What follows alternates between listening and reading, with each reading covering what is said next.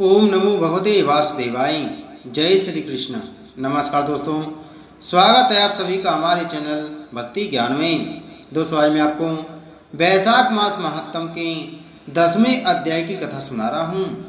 भगवान विष्णु के स्वरूप का विवेचन, प्राण की श्रेष्ठता, जीवों के विभिन्न स्वभावों और कर्मों का कारण तथा भागवत धर्म। व्यास ने पूछा, ब्रह्मन, आपने पहले कहा था कि भगवान विष्णु की प्रीति के लिए कल्याणकारी भागवत धर्मों का और उनमें भी वैशाख मास में कर्तव्य रूप से बताए हुए नियमों का विशेष रूप से पालन करना चाहिए। वे भगवान विष्णु कैसे हैं, उनका क्या लक्षण है, उनकी सत्ता में क्या प्रमाण है तथा वे सर्वव्यापी भगवान किनके द्वारा जानने योग्य हैं। वैष्णव धर्म कैसे हैं और किससे भगवान श्रीहरि प्रसन्न होते हैं। महामते, मैं आपका किंकर हूँ, मुझे ये सब बातें बताइए।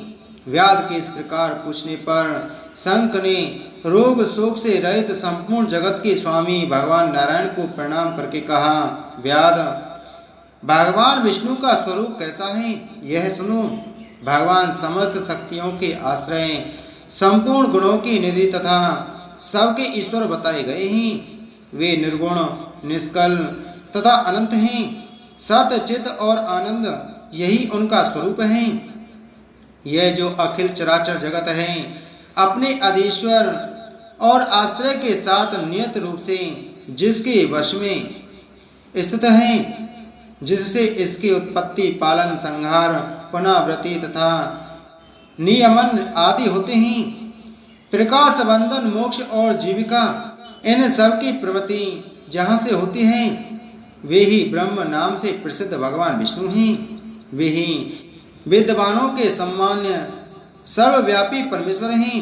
ज्ञानी पुरुषों ने उन्हीं को साक्षात पर ब्रह्म कहा है। वेद, शास्त्र, स्मृति, पुराण, इतिहास, पांचरात्र और महाभारत सब विष्णु स्वरूप हैं, विष्णु के ही प्रतिपादक हैं। इन्हीं के द्वारा महाविष्णु जानने योग्य हैं। वेद सनातन वेद भगवान नारायण को कोई इंद्रियों से, प्रत्यक्ष प्रमाण द्वारा, अनुमान से और तर्क से भी नहीं जान सकता है।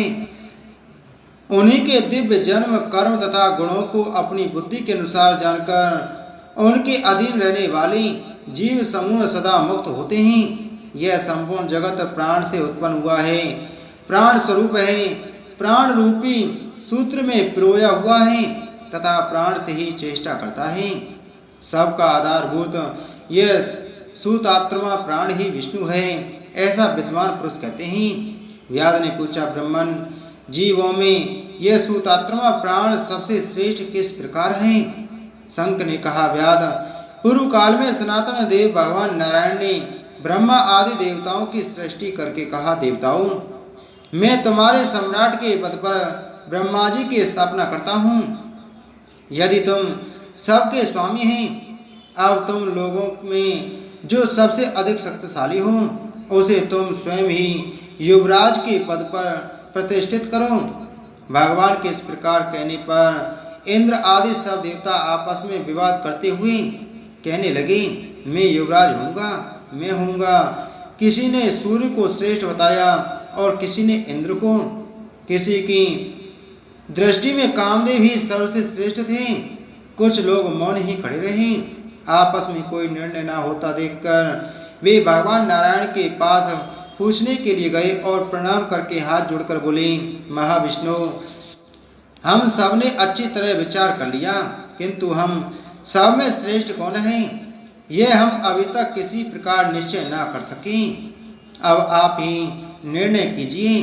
तब भगवान विष्णु ने हंसते हुए कहा, इस विराट ब्रह्मांड रूपी शरीर से जिसके निकल जाने पर यह गिर जाएगा और जिसके प्रवेश करने पर पुनः उठकर खड़ा हो जाएगा, वही देवता सबसे श्रेष्ठ हैं।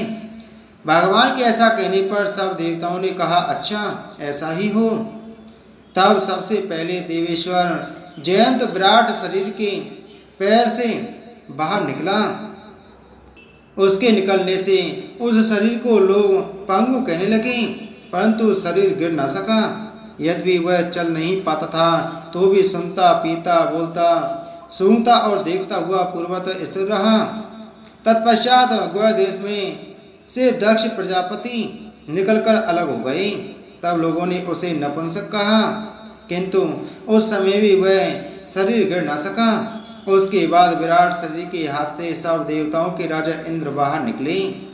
उस समय भी शरीर पात नहीं हुआ। विराट पुरुष को सब लोग हस्तहीन लूला कहने लगे। इसी प्रकार नेत्रों से सूर्य निकले। तब लोगों ने उसे अंधा और काना कहा। उस समय भी शरीर का पतन नहीं हुआ। तदंतर नासिका से अश्विनी कुमार निकले, किंतु शरीर नहीं गिर सका। केवल इतना ही कहा जाने लगा कि यह सूंघ नहीं सकता। कान से अधिष्ठदात्र देवियां दिशाएं निकली। उस समय लोग उसे बधिर कहने लगे, परंतु उसकी मृत्यु नहीं हुई। तत्पश्चात जिह्वा से वरुण देव निकले। तब लोगों ने यही कहा कि यह पुरुष रस का अनुभव नहीं कर सकता, किंतु देह पाठ नहीं हुआ। तदंतर वाग इंद्रियों से उसके स्वामी अग्निदेव निकले। उस समय उसे गूंगा कहा गया, किंतु शरीर नहीं गिरा। फिर अंतःकरण से बोध स्वरूप रुद्र देवता अलग हो गए। उस दशा में लोगों ने उसे जड़ कहा, किंतु शरीर पात नहीं हुआ। सब के अंत में उस शरीर से प्राण निकला।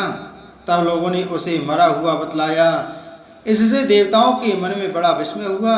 वे बोले, हम लोगों में से जो भी इस शरीर में प्रवेश करके इसे उठा देगा, जीवित कर देगा, वही युवराज होगा।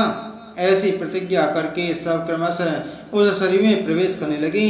जयंत ने पैरों में प्रवेश किया, किंतु वह शरीर नहीं उठा। प्रजापति दक्ष ने ग्वाह इंद्रियों में प्रवेश किया, फिर भी शरीर नहीं उठा। इंद्र ने हाथ में, सूर्य ने नेत्रों में, दिशाओं ने कान में, वरुण देव ने जिह्वा में, अश्विनी कुमार ने नासिका में, अग्नि ने वाक इंद्रियों में तथा रुद्र ने अंतःकरण में प्रवेश किया, किंतु वह शरीर नहीं उठा। सब के अंत में प्राण ने प्रवेश किया। तब वह शरीर उठकर खड़ा हो गया। तब देवताओं ने प्राण को ही सब देवताओं में श्रेष्ठ निश्चित किया। बल, ज्ञान, धैर्य, वैराग्य और जीवन शक्ति में प्राण की ही सर्वाधिक मानकर देवताओं ने उसी को युवराज पद पर अभिषिक्त किया। इस उत्कृष्ट स्थिति के कारण प्राण को उक्त कहा गया है। अतः समस्त चराचर जगत प्राणात्मक है। जगदीश्वर प्राण अपने पूर्ण एवं बलशाली अंशों द्वारा सर्वत्र परिपूर्ण है। प्राणहीन जगत का अस्तित्व नहीं है। प्राणहीन कोई भी वस्तु वृद्धि को नहीं प्राप्त होती। इस जगत में किसी भी प्राणहीन वस्तु की स्थिति नहीं है। इस कारण प्राण सब जीवों में श्रेष्ठ, सबका अंतरात्मा और सर्वाधिक बलशाली सिद्ध हुआ। इसलिए प्राणोपासक प्राण को ही सर्वश्रेष्ठ कहते हैं। प्राण सर्वदेवात्मक है। सब देवता प्राण में हैं। वह भगवान वासुदेव का अनुगामी तथा सदा उन्हीं में स्थित है। मनीषी पुरुष प्राण को महाविष्णु का बल बतलाते हैं। महाविष्णु के मातम और लक्षण को इस प्रकार जानकर मनुष्य पूर्व बंधन का अनुसरण करने वाले अज्ञान में लिंग को उसी प्रकार त्याग देता है, जैसे सर्प प्राणी कैंचुल को लिंग देह का त्याग करके वह परम पुरुष अनामय भगवान नारायण को प्राप्त होता है। शंक मुनि की कही हुई यह बात सुनकर व्यास ने पुनः पूछा, ब्राह्मण, यह प्राण जब इतना महान, प्रभावशाली और इस संपूर्ण जगत का गुरु एवं ईश्वर है, तब लोक में इसकी महिमा क्यों नहीं प्रसिद्ध हुई? इति श्री वैशाख मास महात्म 10वां अध्याय संपूर्ण। बोलो वैशाख मास महात्म की जय। बोलो विष्णु भगवान की जय।